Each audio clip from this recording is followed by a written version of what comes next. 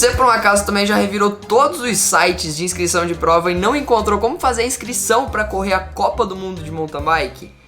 Bom, eu vou te explicar aqui nesse vídeo como que faz para participar da prova, quais são os critérios e que não é em um site assim normal que você vai conseguir fazer a inscrição para essa prova. Também vou te explicar o porquê que alguns atletas vão correr com a camisa da sua equipe e alguns atletas vão ter que correr com a camisa da seleção. Essas e outras curiosidades eu vou explicar aqui nesse vídeo, então fica ligado porque a Copa do Mundo já tá logo aí.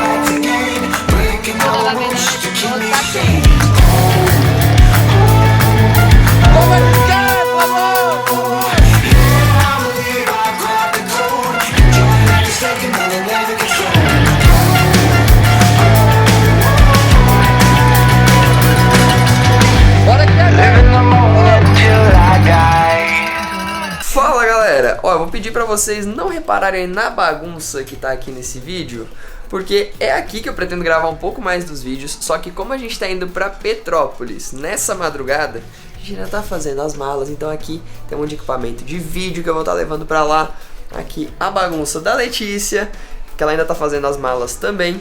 Então, tenta não reparar muito, a gente ainda vai arrumar isso aqui melhor pra gravar mais vídeos por aqui. Mas, bom, vamos lá pra falar dos assuntos desse vídeo. Pronto, acho que assim ficou bem melhor. E galera, vamos lá direto falar sobre essas particularidades, curiosidades que a Copa do Mundo tem. E vamos começar por essa dificuldade que é pra fazer a inscrição pra Copa do Mundo. Bom, galera, não existe um site para você fazer direto a inscrição em uma Copa do Mundo. Outros eventos internacionais sim funciona do mesmo esquema, como uma Copa Internacional, por exemplo. Existe um site da organização, você entra em contato direto. Só que ainda assim, para correr no exterior, você tem que entrar em contato com a CBC para eles fazerem a sua autorização para participar de eventos internacionais. Isso é muito importante e não fazer isso pode te dar uma dor de cabeça já chegando lá no evento, tá? E mais especificamente falando da Copa do Mundo, que é o tema principal aqui desse vídeo, você somente consegue fazer inscrição para um campeonato mundial ou uma Copa do Mundo através da confederação, que aqui no nosso caso é a CBC. Então basicamente o que você tem que fazer é entrar em contato com eles para ver se eles autorizam a sua participação, e para isso aí na verdade a gente tem dois cenários diferentes. Atletas que têm pelo menos 70 pontos no ranking UCI e os atletas que não têm pelo menos os 70 pontos. Para ambos, eu acho que tá bem óbvio que esses atletas têm que ser federados, né, como atletas da categoria Elite, se eles vão participar no Elite ou Sub-23. A Júnior, apesar de ser uma categoria UCI, ela não tem Copa do Mundo. Vai estar presente, os júniors vão estar presentes na Copa do Mundo, só que é uma corrida, digamos assim, paralela que acontece junto com a Copa do Mundo. Ela não recebe exatamente a chancela de Copa do Mundo Júnior. Mas bom, vamos lá, voltando aí para esses atletas com 70 e sem os 70 pontos. A principal diferença entre eles é que os atletas com 70 pontos, pelo menos no ranking UCI, eles levam o direito de correr com a camisa da sua equipe, né? Como por exemplo no caso eu correria com a camisa da Trek, o Avancini corre lá com a camisa da Cannondale. Já para os atletas que não têm os 70 pontos, aí a CBC, se ela autorizar a sua participação para aquela corrida, você vai ter que correr com o uniforme da seleção brasileira, representando então o seu país ao invés de uma equipe. Mas isso ainda deixa uma dúvida, como é que vai funcionar aqui no Brasil, que tem tantos atletas querendo correr, e quantos desses atletas aí tem esses 70 pontos e vão poder correr com a camisa da sua equipe? Eu vou te mostrar que é menor a quantidade de atletas que tem os 70 pontos do que você imagina. No feminino, são 11 mulheres que têm os 11 pontos já no ranking UCI, e no masculino são apenas 13 os homens que têm essa pontuação. Então, apesar de parecer fácil conquistar esses 70 pontos, muitos atletas vão depender de um convite da CBC, ou seja, da autorização da CBC para poder competir a prova utilizando o uniforme da seleção brasileira. Só que existe um limite também para esses atletas, que é para essa prova aqui no Brasil, como é o país sede da prova, a gente tem direito a 10 ciclistas correndo com o uniforme da seleção para cada categoria. Então, 10 no feminino e 10 atletas no masculino competindo com a camisa da seleção brasileira nessa etapa da Copa do Mundo. E infelizmente eu vou ficar devendo para vocês quem que são esses atletas que vão preencher as 10 vagas de cada uma das categorias, mas eu acredito que a CBC tenha tirado como parâmetro a lista do ranking UCI. Então, provavelmente, o primeiro atleta a não ter os 70 pontos deve ser o primeiro atleta a receber nessa possibilidade de ganhar. Olha, eu vou dar uma dica pra vocês. Se você tem o sonho de correr uma Copa do Mundo, o melhor lugar pra fazer isso realmente não é aqui no Brasil, já que vai ficar muito disputadas essas vagas. Então a minha dica é, se você tem a possibilidade, planeje aí uma viagem que vai casar com alguma prova da Copa do Mundo pro país que você tá indo, já faz o contato lá com a CBC e tenta desenrolar essa vaga. Eu já vi alguns atletas aí que a gente até não conhece aqui no Brasil, gente, brasileiros, né, que moram fora e que já participaram da Copa do Mundo utilizando o uniforme da seleção brasileira, por não ter os 70 pontos do ranking UCI, mas que conseguiram desenrolar ali e participar de uma Copa do Mundo. Então, se você tem esse sonho, essa é a melhor forma de você conseguir realizar ele. Pro segundo ponto aqui das nossas curiosidades e dicas, agora é uma dica para você aproveitar ao máximo o evento lá em Petrópolis, para você que tá indo.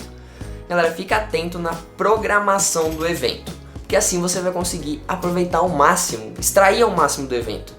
Que eu digo que é o seguinte, você consegue ver o horário da largada, então já antes você consegue se deslocar ali para baixo na arena de largada e ver os atletas fazendo o aquecimento na área bem próxima à largada. Os primeiros atletas a alinhar, na verdade eles são os últimos atletas a alinhar e os primeiros a largar, que preenchem a primeira fileira, eles ficam numa área reservada ali até os últimos minutos da prova, então você consegue ver eles aquecendo bem próximo da largada. E aí você consegue ou pegar a largada logo debaixo do pórtico, ou já se deslocar para algum lugar ainda próximo dali, que você vai ver realmente a disputa ali por posições, é aquele momento bem tenso do começo da corrida. Logo depois que esse pelotão passar por você, você consegue já se programar para ir para algum lugar, algum obstáculo próximo, que também eles vão passar o quanto antes. E fica atento no número da volta, geralmente passa uma moto antes com uma plaquinha na frente indicando qual é a volta que eles vão estar, então fica atento lá na largada para qual o número de voltas que aquela categoria em específico vai dar, que aí você já consegue se programar para ir se deslocando durante a prova para o lugar mais distante da pista, por exemplo, e ver os atletas passando por lá.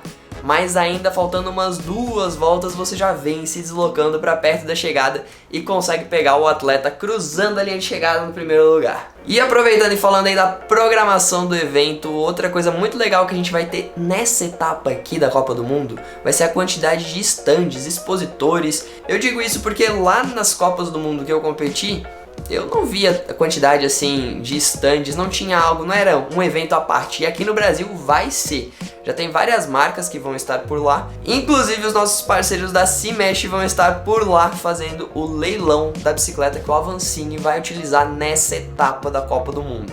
Para quem acompanha um pouquinho mais tempo, vai lembrar que a CIMESH já fez várias ações com o Henrique nas etapas da Copa do Mundo, que ele competiu com sapatilhas personalizadas e foi feita a venda de meias.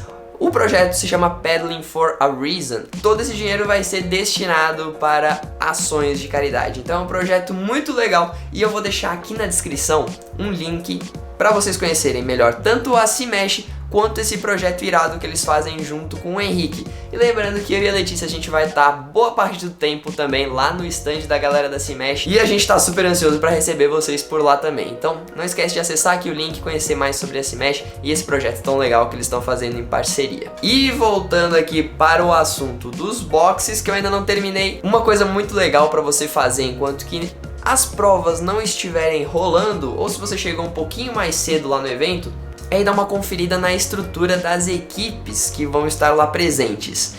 Geralmente os atletas ficam um pouco mais reservados antes da corrida, depois da corrida eles têm assim um momento muito mais social com a galera, é bem bacana de ficar ligado e aproveitar um pouco daquele momento junto com os atletas, talvez pedir um autógrafo, uma selfie. E eu diria que nesse deslocamento deles entre a pista, principalmente depois da prova, ou se você, por exemplo, também comprou o ingresso para assistir aos treinos, antes da prova, uma dica é mesmo não ir pedir foto ou coisa assim antes da prova. Os atletas estão no momento de foco total e não é a melhor hora para interromper eles com uma foto, um autógrafo, coisa do tipo. Então guarde esse momento aí para fazer depois da prova, ou se você encontrou com ele ali na estrutura da equipe, é bem provável que ele vai estar no momento mais descontraído e pode atender o seu pedido para realizar aquela selfie. E deixa eu te fazer uma pergunta. Você sabia que essa não é a primeira vez que a Copa do Mundo de Mountain Bike é realizada aqui no Brasil?